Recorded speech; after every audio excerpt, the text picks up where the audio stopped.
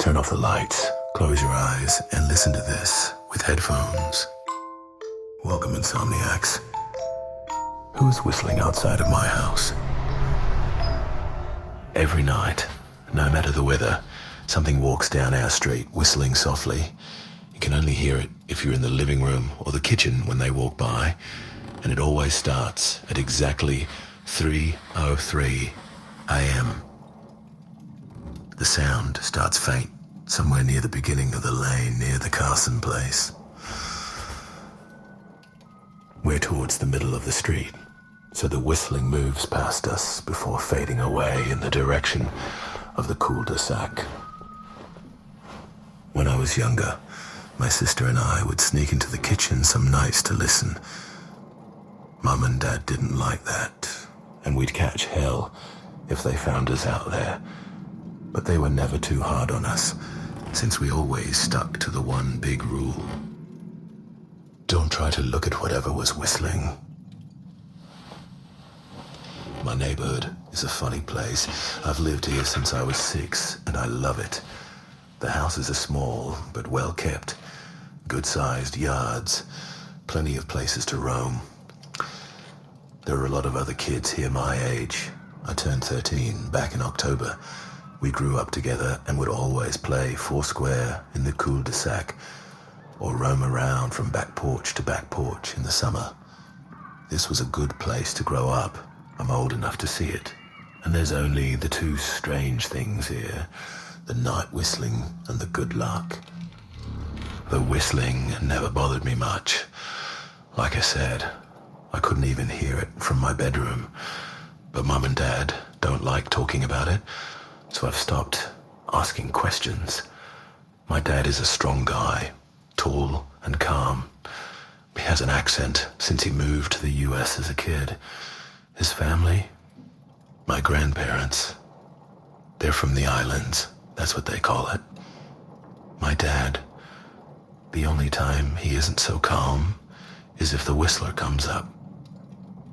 He talks a little quicker then, eyes move faster, and he tells us not to think about it so much and to always remember the one rule, the big rule.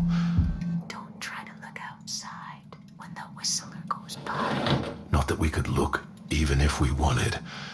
See, there are shutters on the inside of every window, thick pieces of heavy canvas that pull down from the top and latch to the bottom of the window frame. Each latch even has a small lock, about the size of what you'd find on a diary. My dad locks those shutters every night before we all go to bed and keeps the key in his room. Good night, darling. My mom, I don't know what she thinks about the whistling. I've seen her out in the living room before at 3:03 when the sound starts. I could see her if I cracked my door open just an inch to peek. She's not out there often, at least. I haven't called her much, but once or twice a month, I think she sits out there on our big red couch, just listening. The whistler has the same tune every night. Remember how I said there are two odd things about where I live? Well, besides our night whistler, everyone in my neighborhood is really lucky. It's hard to explain, and Dad doesn't like us talking about this part much either. But good things just seem to happen to people around here a lot. Usually it's small things, winning a radio contest, or getting an unexpected promotion at work, or finding some arrowheads buried in the yard. You know, the authentic kind. The weather is pretty good, and there's no crime, and everybody's gardens bloom extra bright in the fall. A million little blessings I've heard my mom say about living here. But the main reason we stay here, why we moved here in the first place, is my sister Nola. She was born very sick, something with her lungs. We couldn't even bring her home when she was born, only visit her in the hospital.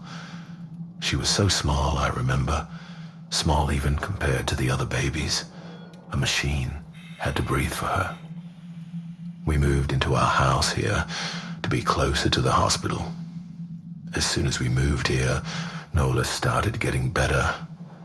The doctors couldn't figure it out. They chalked it up to whatever they were doing, but we all could tell they were confused.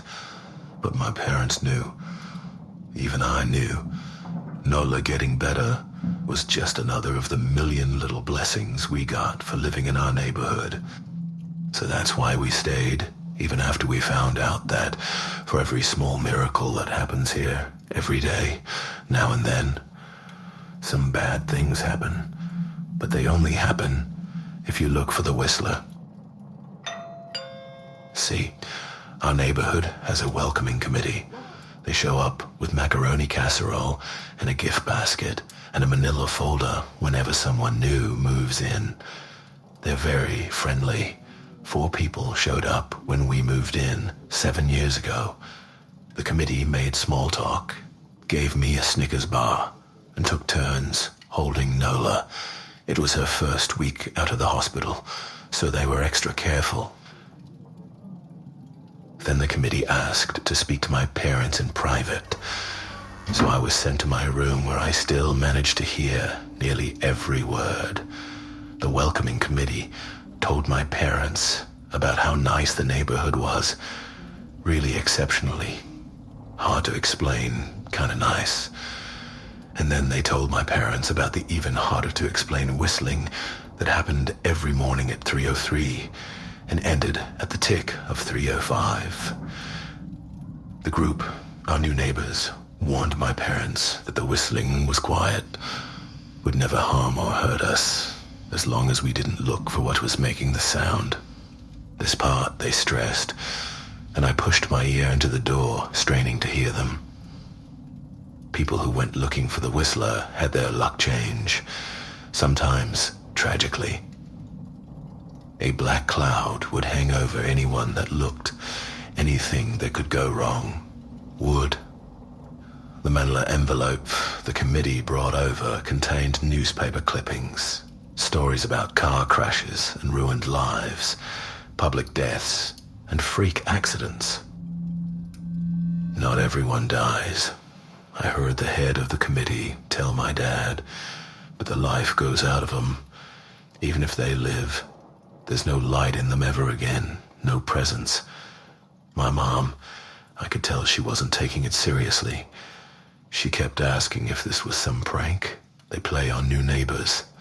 At one point, my mom got angry, accused the committee of trying to scare us out of our new home, asked them if they were racist on account of my dad being from the islands. My dad calmed her down, told her he could tell our new neighbors were sincere and they were just trying to help us.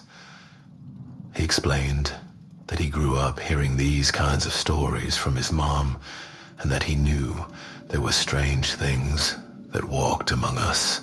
Some of those strange things were good and some were bad, but most were just different. It came and it went, just like our neighbors said. The whistling returns each night, and we never look, and we enjoy our million little blessings every day.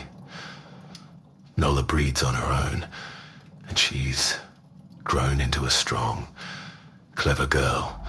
One night, when our new neighbors had to leave town, they sent their son, Holden, to stay with us.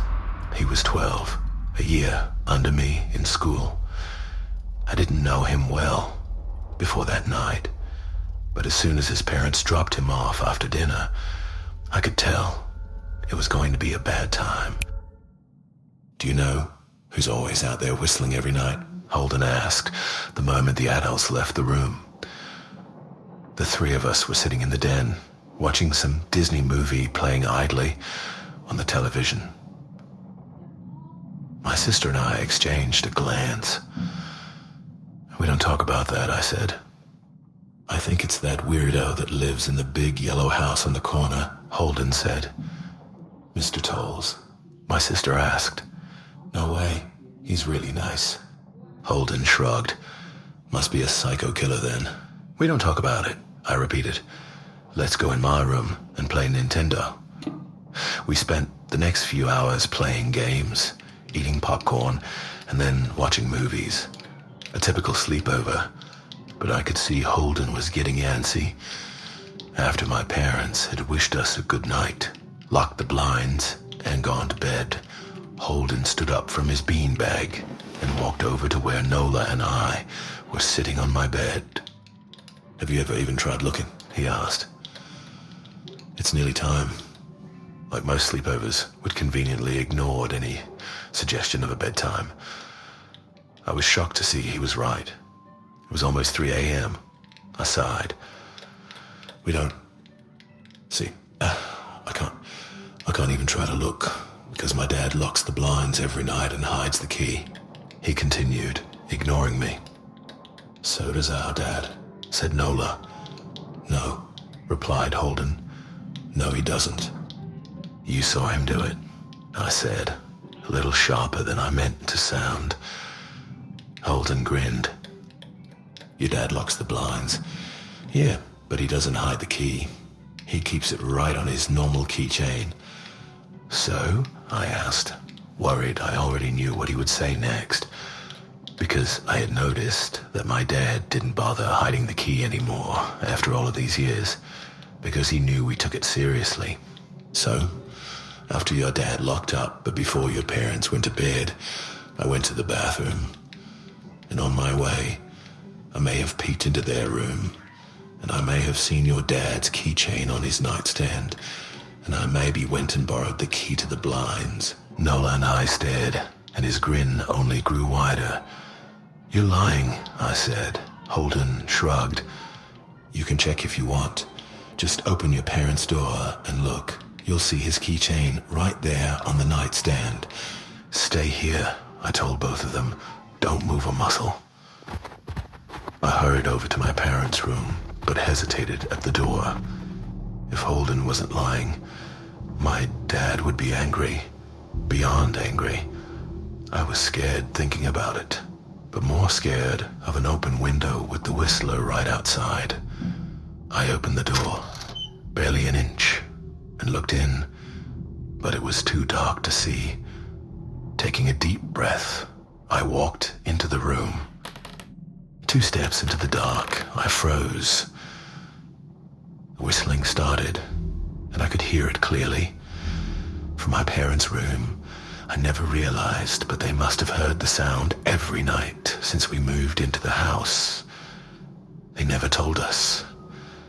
I don't think I could have slept through it. I stood there, listening to the whistling come closer, unsure whether I should turn on a light or call out for my dad. Soft sounds from the living room brought me back to reality. "Nola," I yelled, running out of my parents' room. Holden and Nola were standing near the front door, next to a window. Holden wasn't lying. I could see him fumbling with the lock on one of the blinds. I heard a click. He did have the key. Holden let out a quick laugh. Nola stood next to him, hunched up, afraid, but maybe curious. The whistling was right outside our house now. I think I made a sound, called out. I can't remember. Time felt frozen, clock hands nailed to the face, but I found myself moving. I'm not fast. I've never been athletic. Somehow, though, I covered the space between myself and Nola in a moment. My eyes were locked on her, but I heard Holden pull the blind all the way down so it could release. I heard the snap of it start to raise, and I heard the whistling just on the other side of the window, but I had my arms around Nola, and I turned us so she was facing away from the window. At the same time, I jammed my eyes shut. The blind whipped open. The whistling stopped. I felt Nola shaking in my arms. "Don't look, okay?" I told her. "Don't turn around." We were positioned so that she was facing back towards the hallway, and I was facing the window. My eyes were still closed. I felt her nod into my shoulder. I reached out with the arm, not holding Nola, and tried to touch Holden. My hand brushed against his arm. He was shaking worse than Nola. "Holden?" I asked. Silence. I reached past him and gingerly felt for the window. Eyes still sealed shut. The glass was cold against my fingertips, colder than it should have been for the time of year. I moved my hand up the window, searching for the string to the blind. The glass began to get warmer the further I reached, and there was a gentle hum feeding back into my fingertips. I tried not to think about what might be on the other side of the window. Finally, I touched the string and yanked the blind shut. I opened my eyes. In the dim light leaking out from the kitchen, I could make out Holden, pale and small, staring at the now closed window.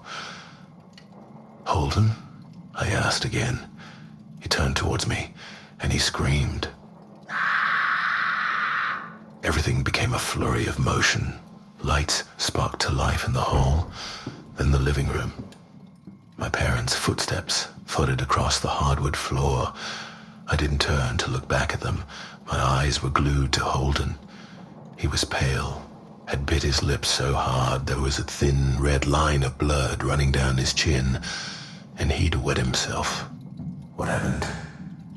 my dad asked from behind me. I managed to swivel away from Holden and look back. He looked. I'd never seen my dad scared before, but I saw it that night, in that moment. An old ugly terror stitched on his face. A parent's fear. "Just Holden?" he mouthed to me. I nodded yes. My dad let out a breath.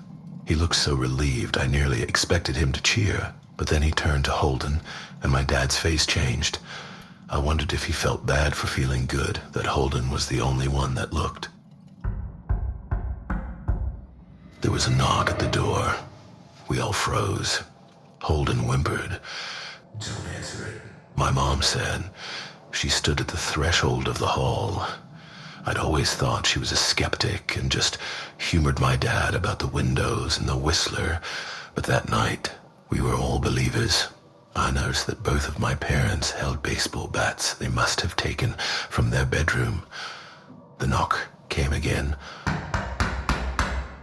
A little louder this time. "Please don't open the door," Holden whispered. My dad walked over to him, hugged him close. "We won't," my dad promised, still holding his bat. "Nothing is coming in here tonight." This time, the knocking was loud enough to rattle the door. Holden screamed again, and Nola clutched her arms around my neck. My mom came over and knelt down next to us, wrapping my sister and me close. "Call the police," my mom whispered to my dad. The knocking instantly stopped, and my dad looked over his shoulder at us. "Do you think..." He was cut off by frantic knocking that trailed off to a polite tap, tap, tap.